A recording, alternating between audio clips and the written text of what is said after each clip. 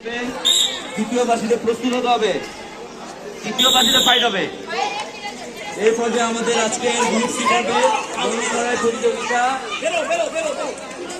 চলছে।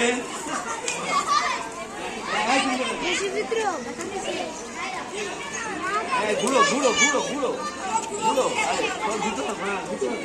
ঘুরো ঘুরো